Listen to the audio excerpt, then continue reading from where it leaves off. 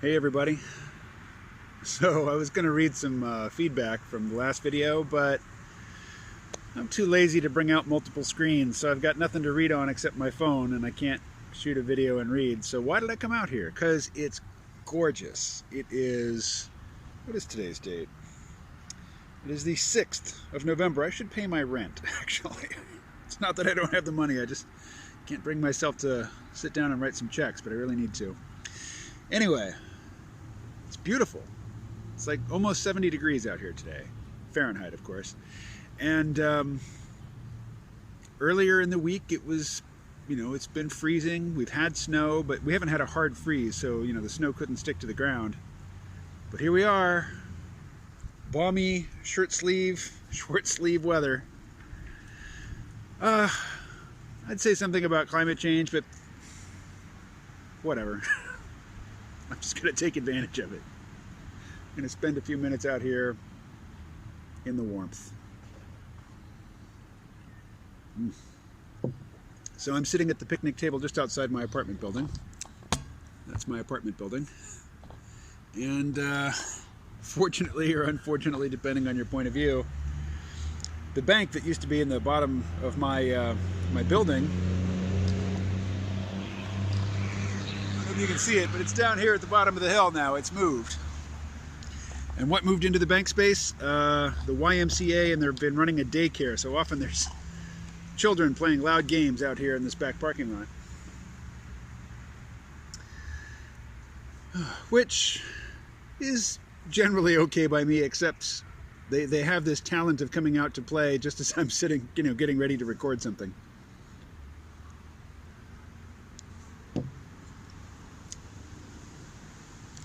But we're in this moment where it seems like Joe Biden has won the election, but the official count isn't in yet.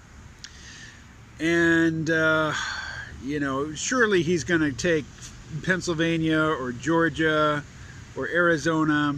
I mean, he's just got to take one of those and he's over the top, whereas Trump's got to take them all, so it just doesn't seem like there's any real possibility for Trump to retain the White House. Now, 2020 is not done with us yet, right? So something weird's going to happen, something really improbable. You could already say that, the squeaker victory of the Democrats was the improbability, the improbable event, given that the polls had consistently been showing a total blowout, total Biden blue wave, just kicked the Republicans to the curb blowout, and that didn't happen. That so didn't happen, particularly, in terms of congressional elections. But here's the thing that, I turn on NPR and they're frickin' hysterical. I mean, they have just completely given over any pretense that they're covering an election. And, they are openly advocating for a Biden victory. And they're not covering an election. They are participating in the mental, the population mental management of this event. But, they accused Donald Trump of having laid the groundwork, because there was the notion of the blue or the red mirage, where most people who mailed in their ballots, not most, well, yeah, probably most, more than half, most people who mailed in ballots are Biden supporters. Most people who, braved the pandemic and went to their polling places to vote on the day of the election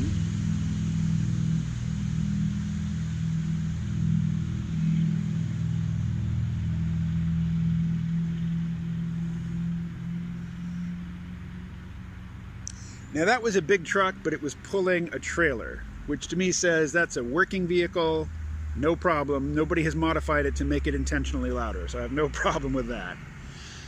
But red mirage, I'm sure you've heard it described elsewhere. It's certainly not my concept, but as they count the in-person ballots first, it looks like Trump is going to be in the lead, and then as the mail-in ballots get counted later, that lead will be diminished and possibly evaporate entirely, and Biden will be in the lead.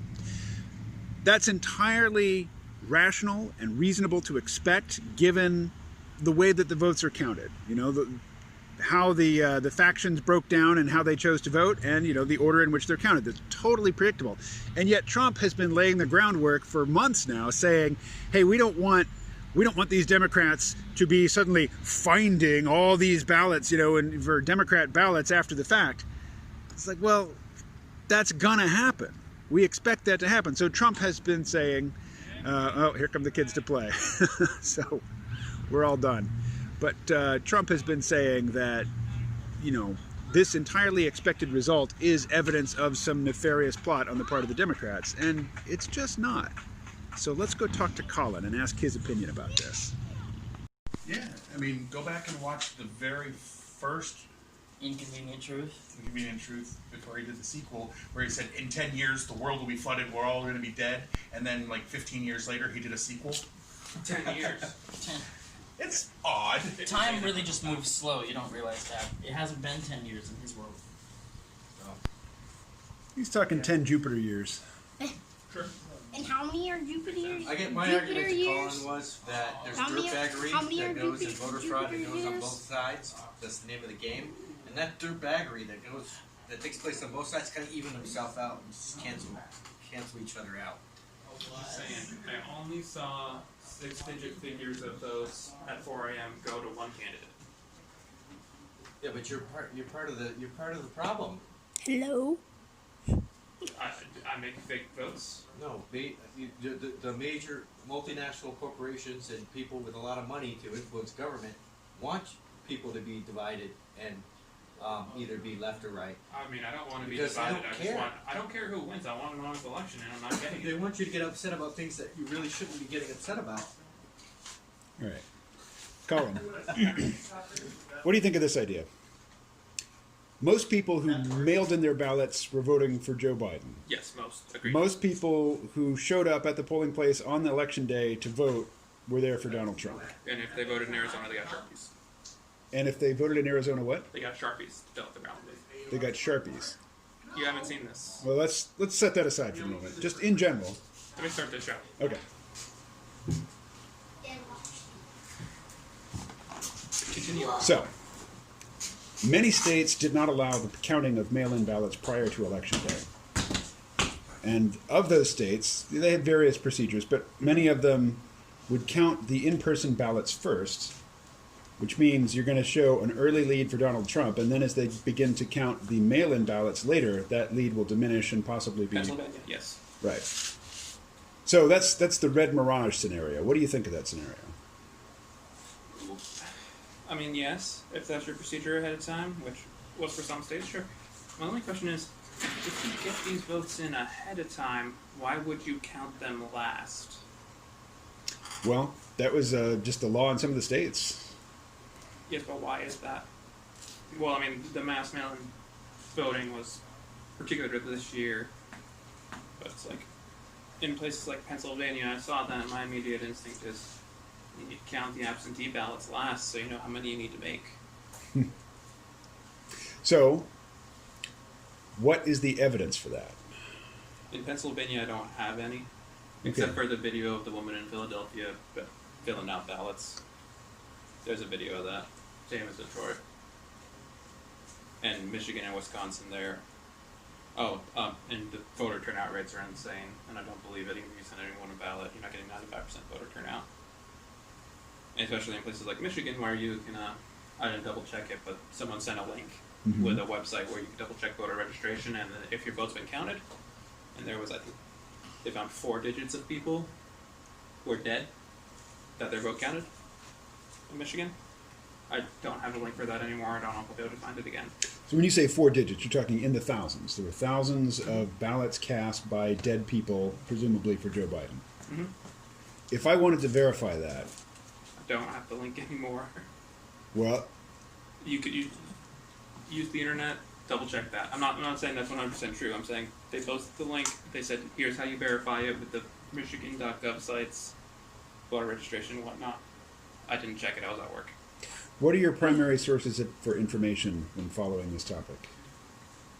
Well, I was watching most of the election live, and so I saw the numbers coming in live.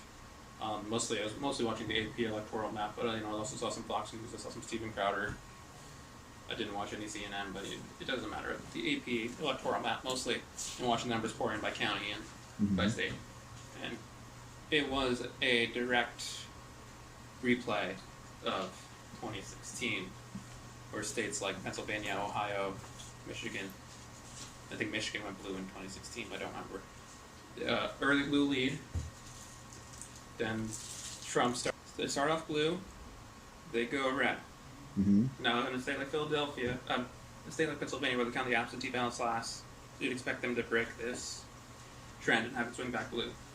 I should double check every state's policy and how they were doing that, but most of them, according to Fox News, were counting their absentee ballots first.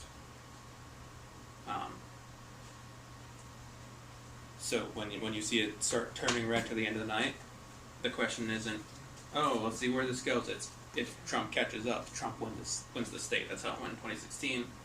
That's how it's always been. And like Mitt Romney's case, he never caught up. He lost. I mean, I don't know if you remember the past 4 elections. Ohio, the swing state. The state, you win Ohio, you win. Donald Trump won Ohio by like 8 points. And he took me to believe he lost Pennsylvania and Michigan in the election, foretelling, referring to Pennsylvania, Ohio, Michigan, Wisconsin, Mm-hmm. Iowa as the Rust Belt for that exact reason. They're geographically in the same area with similar manufacturing and whatnot.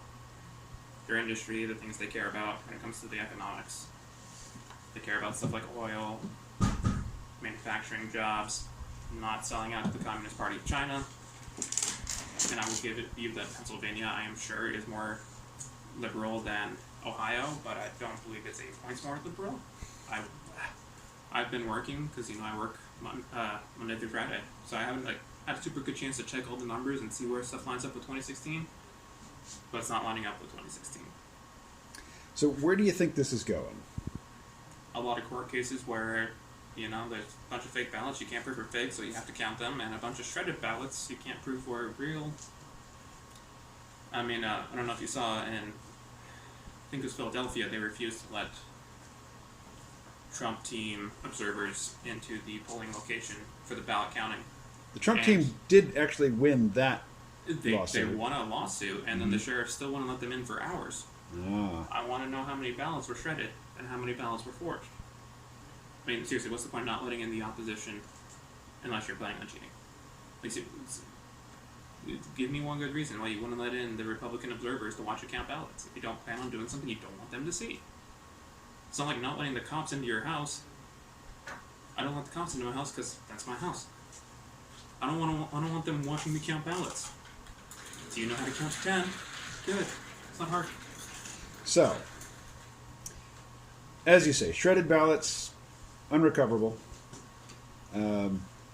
Newly minted ballots for Biden. Unless there's this conspiracy theory going on right now that there's blockchain links of all the ballots from the government or the QAnon, the